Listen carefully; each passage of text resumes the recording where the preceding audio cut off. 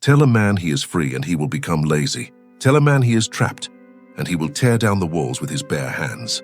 Tell him he cannot have something and he will burn the world to possess it. Robert Greene understood a truth that most modern minds are too fragile to accept. The human spirit does not operate on logic. It operates on resistance. We are wired to defy. We are wired to protect our ego's fragile sense of autonomy. And because of this, the direct approach, asking for what you want, begging for love, demanding respect, is the fastest way to lose it. If you want to control the outcome, you must stop chasing it. You must learn the art of the inverted command. You have spent your life being told that honesty is the best policy, that if you want something, you should speak up. And where has that gotten you? Ignored, overlooked, taken for granted. The people who actually run the world, the seducers, the negotiators, the strategists, they do not ask. They engineer a reality where you give them exactly what they want, believing it was your idea all along. This is not a game. This is the architecture of human will. And once you see the strings, you can never go back to being a puppet. What follows are the 13 Robert Greene-inspired laws of reverse psychology. These are not parlor tricks. These are psychological weapons designed to disarm the ego, bypass resistance, and trigger the deep instinctual drives of those around you. But a warning: to use these laws, you must first master the hardest person in the room, yourself. Because if you try to wield these weapons while your own emotions are out of control, they will backfire. They will destroy you. The blade is sharp and it cuts both ways. We will climb the ladder from simple resistance to the darkest corners of influence. By the end, you will understand why the person who cares the least holds the most power, and you will know exactly how to become that person. Let's begin. Law 1. The illusion of choice. The most primitive desire of the human ego is autonomy. The moment someone feels forced, their wall goes up. They will reject a good idea simply because it wasn't their idea. The amateur commands, the master offers options. Robert Greene emphasizes that if you want a specific outcome, you never force the path. You curate the alternatives. You give them 2 doors. Door A is the outcome you want. Door B is an outcome that is slightly worse for them, but still leads to your objective, or an outcome that is unacceptable to them. Forcing them to choose door A. Think of a child. If you tell him go to bed, he fights, he screams, he asserts his dominance. But if you ask, do you want to go to bed now or in 5 minutes? He chooses 5 minutes. He feels he has won. He feels he is the captain of his destiny. But in reality, he is walking into the sleep you designed for him. Adults are just children with bigger vocabularies and stronger defenses.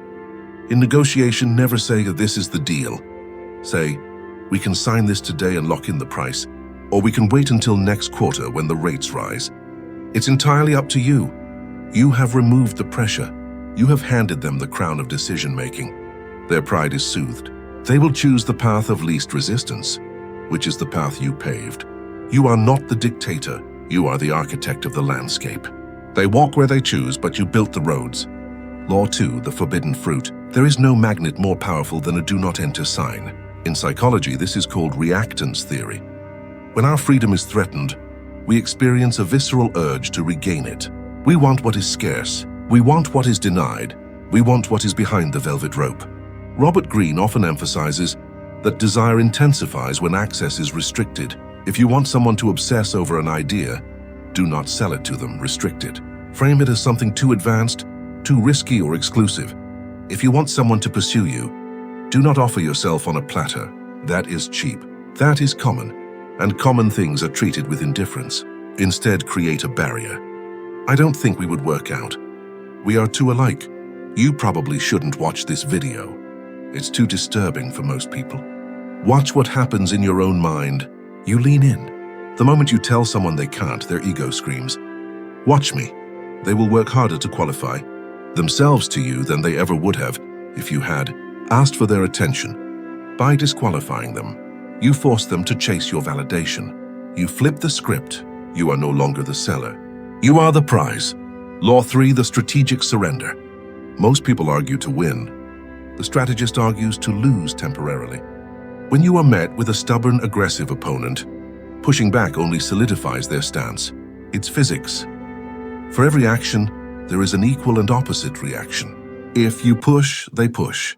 So stop pushing, pull. Robert Greene teaches that sometimes the most powerful move is to align with your opponent's energy instead of resisting it. When someone attacks you or your idea, do not defend, agree, amplify their point.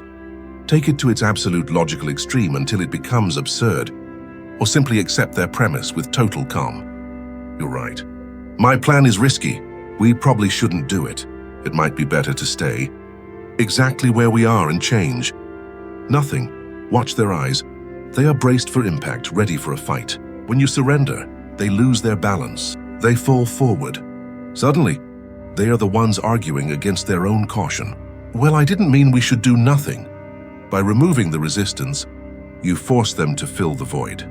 Often they will start arguing your side just to restore equilibrium. To master reverse psychology is to understand that you do not need to be the one driving the car.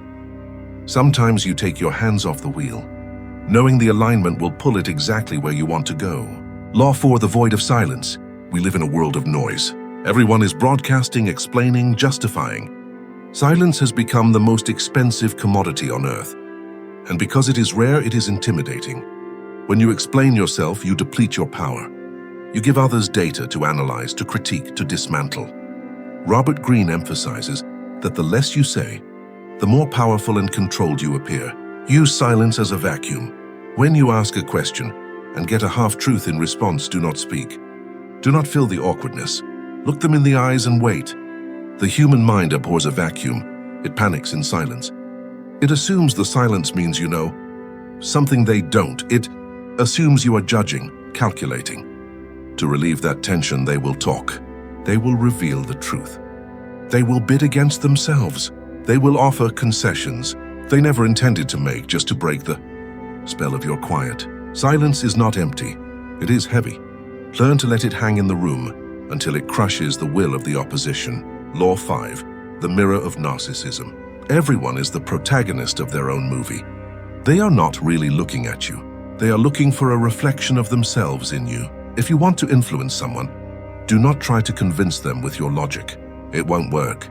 Your logic is alien to them. Instead, mirror their values, mirror their words, mirror their posture. Robert Greene emphasizes that people are most easily influenced when they feel seen and validated at a deep level. But here is the dark twist. Mirror their ideal self.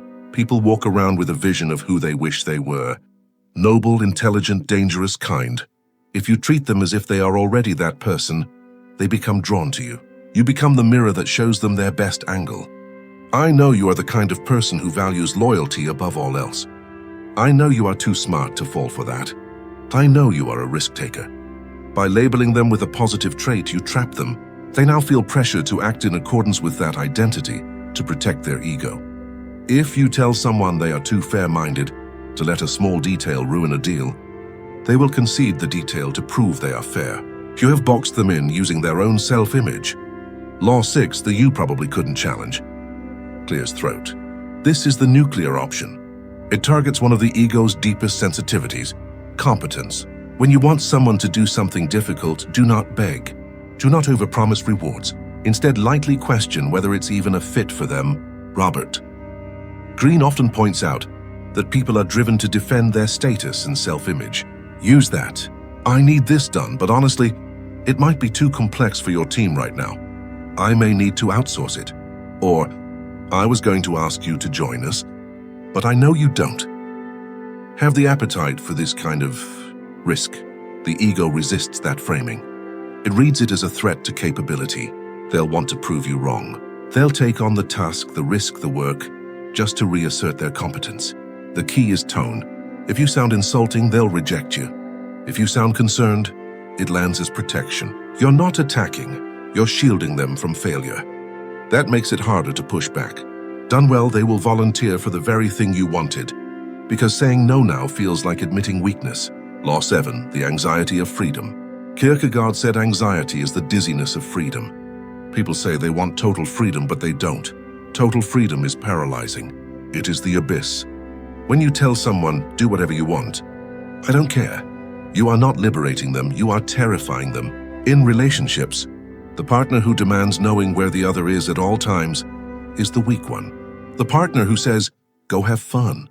Do whatever you like," is the one in control. Why?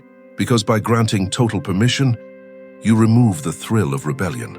If nothing is forbidden, nothing is exciting. Furthermore, your lack of possessiveness signals that you are not afraid to lose them and that is terrifying. It signals that you have options, that you are secure, that you are the prize. Suddenly, they are not thinking about the freedom you gave them. They are thinking about why you gave it so easily. They will stay close not because you forced them, but because they are afraid of drifting too far from your indifference. Law 8, the false weakness. Robert Greene writes that it is sometimes useful to feign foolishness, to appear slower, duller, or more naive than you actually are. When you appear sharp, aggressive, and perfect, people put their guards up. They compete with you, they try to tear you down.